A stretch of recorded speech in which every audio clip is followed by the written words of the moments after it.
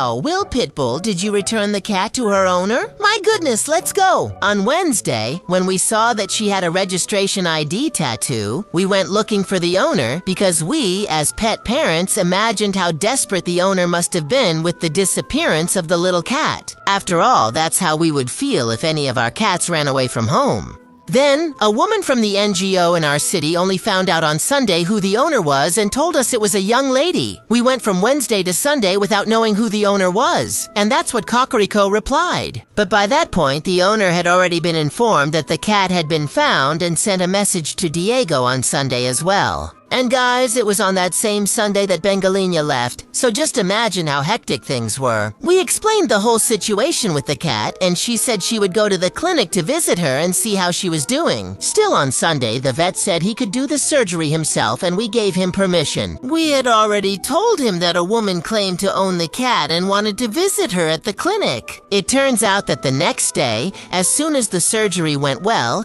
the veterinarian called the kitten's owner and said she could come pick her up. We found out that the kitten had left because the owner herself told us. Cocorico even sent a message to the clinic confirming it. As soon as the owner picked her up at the veterinarian, she immediately paid all the costs. She settled everything since the bill had been open since the day of the rescue. Guys, regarding what happened, I want to come here and sincerely calm you down. We've known Cristal's family practically our whole lives.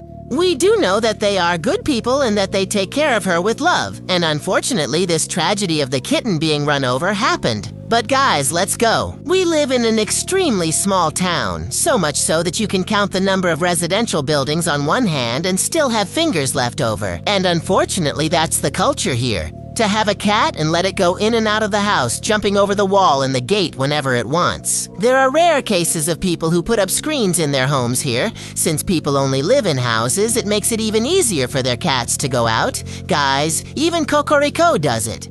The first kitten she adopted when she was 13 years old used to jump over the wall and leave the house whenever she wanted. Do you know when she realized that this isn't normal? When she became a pet influencer, and she started discovering new things about the subject, some things she had never even heard of. It was only after she turned 20 that she learned about them, until she delved deeper into this world of being a responsible pet parent. Social media was and still is a school for her and for Diego when it comes to taking care of pets.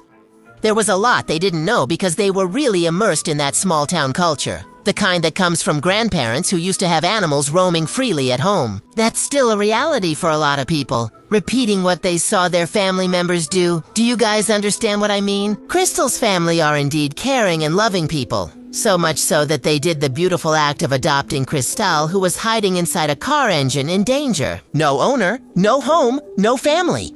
The thing is, they also had that mentality that it's normal for cats to go outside.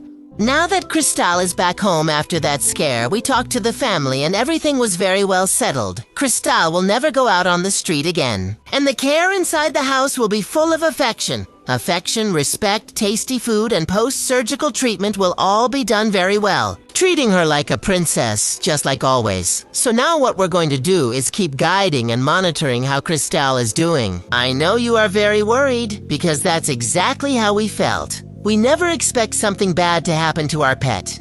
And we've been through a scare like this before too. Even Tequila, about 2 years ago, was run over by us inside our own house. Just so you have an idea, we were parking the car in the garage, and Tequilina walked right in front of the tire at that moment. She had to go through a very serious surgery. And the fact that this happened doesn't make us bad owners, much less mean that we don't take good care of her. It's just that unfortunately, accidents happen. Now Cristal has 2 families, her adoptive family and us, her rescue family.